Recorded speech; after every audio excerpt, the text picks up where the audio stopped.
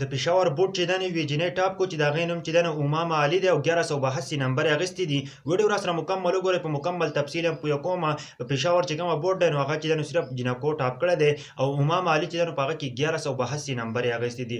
ډېر ښکلی خبر دی. موږ له پکار ده که نه چې موږ داسې اپریشیټ کړو چې هغه مخکې هم لاړ شي، موږ ولې حوصله افزایي ورکړو، ځکه که نه چې یو کس دومره محنت وکړي چې هغه چې دی نو د پېښور بورډ ټاپ کوي او خاص کر درې واړه چې دی نو جینکۍ دي، د هغه نه چې دی نو انټرویو اخلي او هغه چې دی نو ډېره ښایسته انټرویو ورکوي، یوه ډېره زیاته قابله جینۍ ده. و چې زه به بیا چې دی نو چې زه مخکې لاړه شم زه به ایم بي بي ایس کوم. که تاسو زمونږ نوجوانان وګورئ په هغه کې چې دی نو په پېښور کې یو نوجوان چې دی نو پیل شوی دی او په هغه کې چې دی نو هغه خودکشي کړله، هغه ځان د دنیا نه رخصت کړی دی.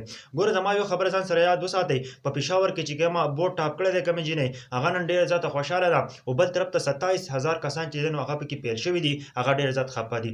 ګوره که زما یو خبره واورئ ضرور چې کله ته په یو څیز کې ناکامه شوې د هغه نه پس چې دی نو ته په هغه څیز کې ضرور کامیابېږې. ګوره چې ته په یو څیز کې ناکامه شوی نه یې که نه ته مخکې تللی هم نه شې. که ته بار بار ناکامه کېږې او چې د هغه نه پس ته کامیاب شې نو هغه کامیابي چې ده نو د اول پیر د کامیابۍ نه ډېره ضروري ده. یو کس چې دی نو په یو ځای کې کار کوي او هغه ډایرکټ کامیاب شو هغه کامیابي چې ده نو هغه ښه نه وي. چې کله ته په یو زندګي کې ناکامه شې، په یو څیز کې ناکامه شې او بیا چې دی نو ته کامیاب شې هغه کامیابي چې ده نو ډېره زیاته فایدهمنه ده، ځکه چې ته په هر څیز باندې په هر څه باندې پوهېږې د هغه نه پس چې دی نو ته مخکې ځې نو هغه چې دی نو ته به ډېر زیات مضبوط یې، ډېر زیات چې دی نو سټرانګ به وي. نو کوشش کوئ محنت به ضرور کوئ چې کله ته ناکامه شې ته به چې دی نو د هغه نه عبرت اخلې، ته به محنت ډېر زیات کړې. د جینۍ د انټرویو مې وکتله امام علي چې هغه چې دی نو نن پېښور بورډ ټاپ کړی دی او ډېره زیاته خوشحاله ده، خلک ترې انټرویوانې اخلي، هغه له چې دی نو ایوارډونه ورکوي او هغه خپل محنت کړی و.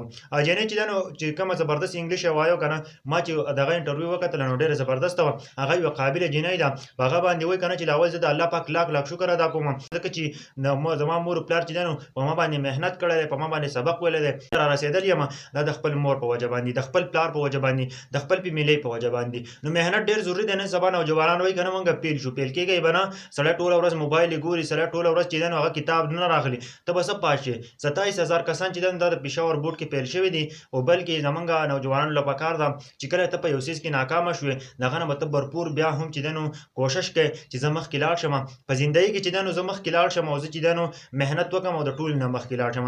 او چې کله ته ناکامه شوې په زندګۍ کې نه یې که نه که والله که ته کامیاب شوې بار بار به ته ډغرې خورې، بار بار به چې دی نو ته د هغه نه بعد به چې دی نو ته کامیاب شوې هغه کامیابي به چې دی نو ستا لپاره ډېره زیاته فایدهمنه وي. نو زما چې څومره هم سټوډنټان دي هغه ولې اکثر پریشر پرې راځي، دا په هر سړي پریشر راځي. څوک چې په سټوډنټۍ کې که نه او هغه رزلټ راځي نو هغه ډېر زیات حیران هم وي. غپم یې بل دا چې محنت یې نه وي کړی. نن سبا خو د نقلونو قصې دي، نقلونه کوه بس قصه ختمه نه. نو دا بالکل مه کوئ. چې ځان نه کار واخلئ خپله زندګي چې دی نو په خپله باندې جوړه کړئ. دا هر څه ستاسو په لاس کې دي ګورئ، بلکې ته محنت کوې ته به مخکې ځې، چې محنت نه کوې ته هېڅ هم نه شې کولی.